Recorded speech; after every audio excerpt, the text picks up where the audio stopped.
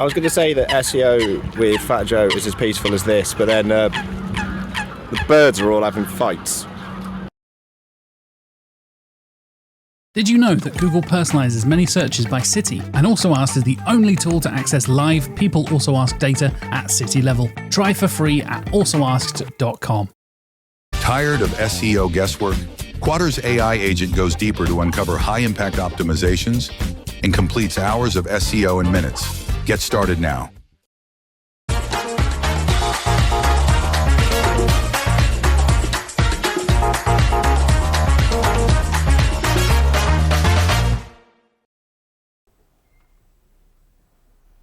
Over the past 10 years, search has changed so much.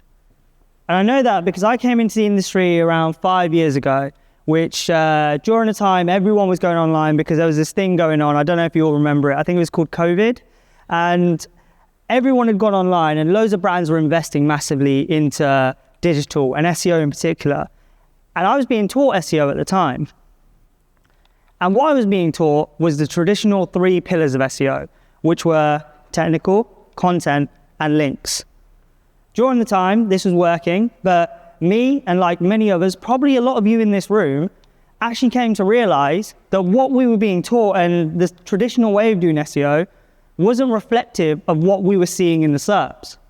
And what I mean by that was I was seeing something completely different. I was seeing forums, short form video, discussions, Google partnering with publishers being favored in the SERPs. And I was like, we are not going down this route. Why are we not going down this route? So over the last 5 years, I've gone on this journey to really understand what's happened with that, how that's happening. And I initially thought it was because people were moving away from Google. It was becoming a social search thing. People were going to platforms to search over there instead. But what I actually have come to realize after a lot of testing and a lot of research was that it's a multi-channel content thing. It's a multi-channel content strategy thing because Google is pulling all of these different formats of content there to match people's intent. And people are going to Google to find this content still. And that led me to actually finding out about this whole thing around multi-content strategies and multi-channel content strategies. And I'm here to tell you about that today. I'm hoping by the end of this talk, I can leave you with 3 things. So the first thing is an understanding of what a multi-channel content strategy is and the research behind why it's so important. The second thing is how that impacts EEAT.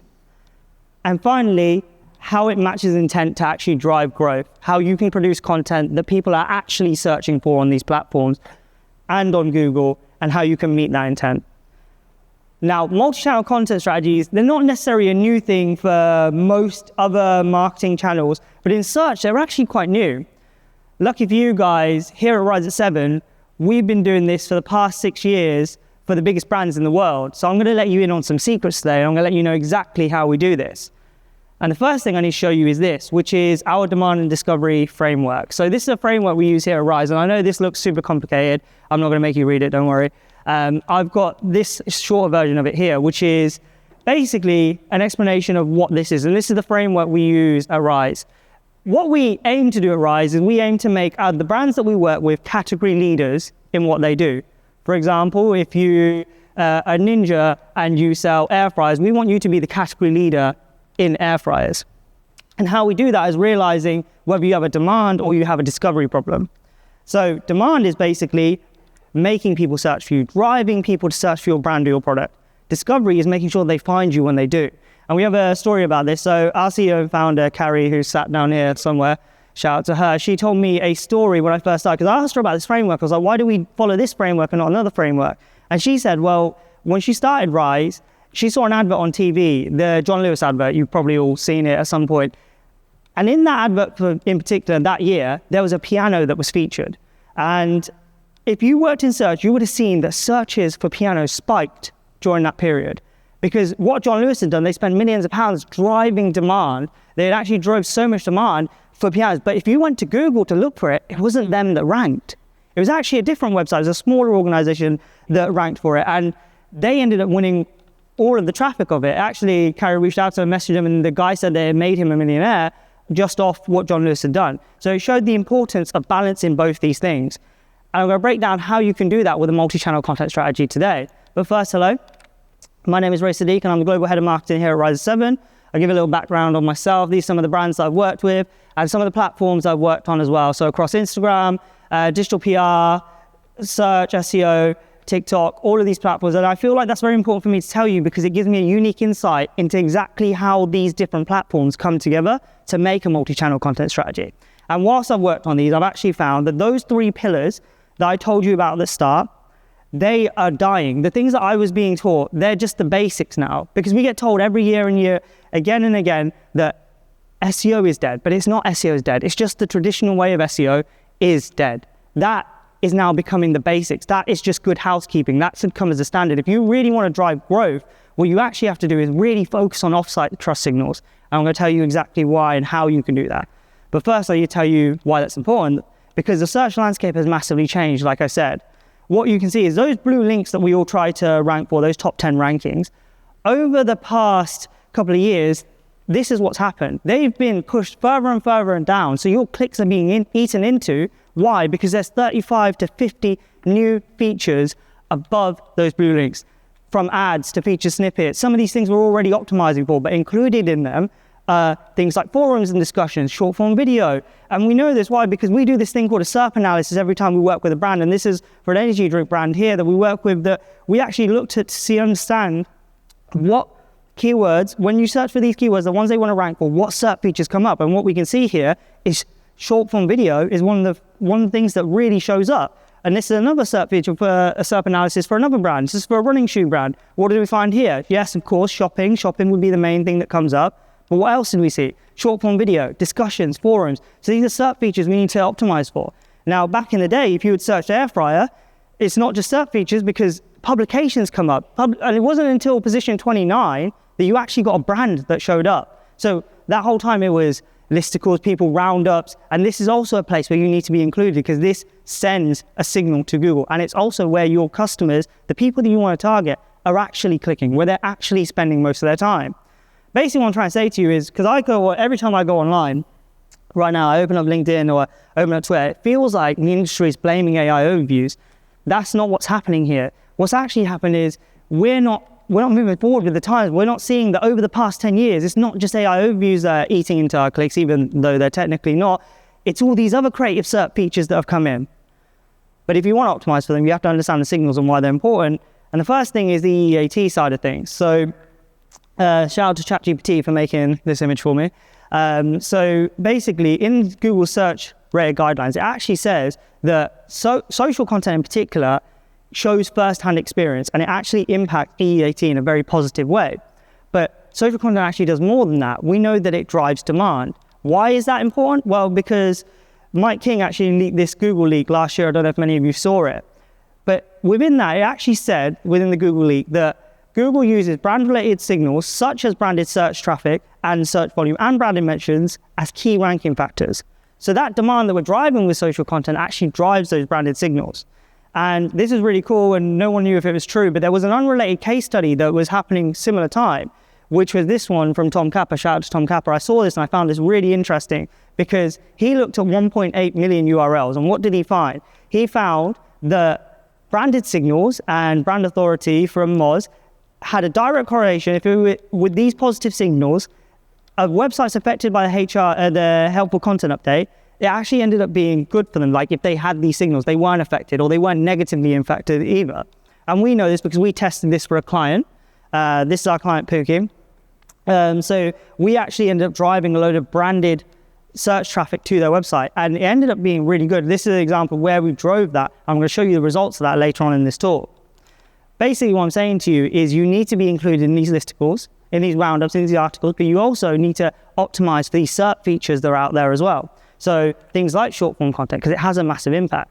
But the question you're probably all asking is, how does this actually work with EEAT? It's fine, I'm going to take you through it. So if you were to ask me that, I would show you this slide, which again is a really long slide. I'm not going to make you all read it, but basically that's the strategy on a slide. But I'm going to talk you through exactly how that works. And this is for a client that we work with, Park Dean Resorts. And what we did for them is we wanted to get an understanding of what their problem was and what they needed. And what we found was, like many brands, there's so many SERP features, and these SERP features are out there that are taking up what they want to rank for. So we went away and we did some research and we found out where their audience was actually searching and what they were searching for. across all these different platforms so that we can get an understanding of this strategy that we wanted to implement. Then what we did is we laid out a plan, and like I said, we've got the on-site stuff that I mentioned that's still very important, but it's just the basics, the housekeeping. But in order to drive growth, we knew we had to optimize for these SERP features, and we had to go and diversify which channels they were on. So how did we do that, and how did the EEAT come into this? Well, we let the experts tell the story. Because Parking Resource is they're a resource-based business where people go to that location, right? So we needed people that knew that inside out because we need to show first-hand experience. So what we did is if you go on Airbnb, you'll see places to book or experiences. And in experiences, there are people who you can reach out to who know the industry, who've been there, who live there, who own a business there. And that's what we did. We used them to work with us to write our on-site content, but also to work with our off-site creators. And then we went and rolled out with a social and PR strategy that went really well. The videos performed really well. The links and coverage, you can see there some examples that, where they got pulled in.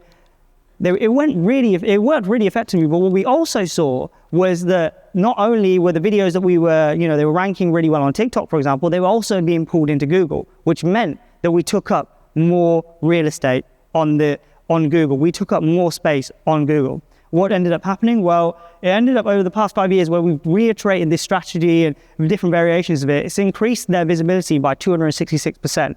But it's helped them, which is I think the most important thing, is to meet the intent and dominate SERPs, because you can see here, they also feature in AI overviews as well, which is incredible because that means that not only are we taking up forums, discussions, publications, short form video, but AI is recommending us as well because we've driven the brand signals to show that. And as a result, not only did it do that, but all of these things combined helped to push their rankings. So they're ranking for very competitive terms, by the way, things like Easter breaks, short breaks, that's very competitive. And we were able to get them to position 1 for that because of this strategy. Now, outside of driving EEAT signals, a little bit about where I spoke about growth, actually there's more to this as well where you can drive intent and you can match this intent, you can drive growth. And this is for that brand that I spoke about earlier, Pookie, where we looked at them and we actually looked at them and said we wanted to make them the category leader for rechargeable lights because that's what they do. And how did we do that? Well, we understood from a demand and discovery perspective, what do we need to do? And we knew we need to push a lot of demand for that. We needed to get them seen for that. So we had to understand their audience. How did we do that? We understood who buys rechargeable lights. I don't know if it's the same for anyone else, but my landlord is definitely not giving my deposit back because I've drilled so many holes in the wall. And we knew that people like me who've done that, who don't want to do that anymore, wanted to buy these lights. So that's who we went out and we actually targeted. And we went and made a load of content with this with the objective of raising awareness and increasing visibility for their brand for that category. We wanted to make them category leaders. So once we've done all that research, we've got the keywords, we understood where people were searching. The amazing social team at Rise ended up partnering with a load of creators, briefed them on how to optimize that content so that it would show up not only on the social platforms, but into Google as well. And that's exactly what it did. We also did a PR study at the same time as this that sent a load of brand signals. This spiked that branded search that I was telling you about earlier. And as a result, their rankings went up massively. And I want to say something that I think is very important. We did no on-site SEO stuff for this. This was purely off the off-site signals that we sent, purely off that brand and that content and that demand that we had generated had led to this. And it led them to not ranking at all for rechargeable lights, which again is a very competitive keyword, to go into position 4 for it. And we've done this multiple times for multiple clients. There's another example where we did it for Ninja, where we did a very similar strategy. The social team and the SEO team came together to do a strategy like this, and now they rank for air fryer number 1, or they did when I took this screenshot, and also they are then recommended in AI as well. Basically what I'm trying to say to you today is that the future of search is multi-channel. And please, please, please don't let anyone tell you that it's not, because that's where the industry is headed.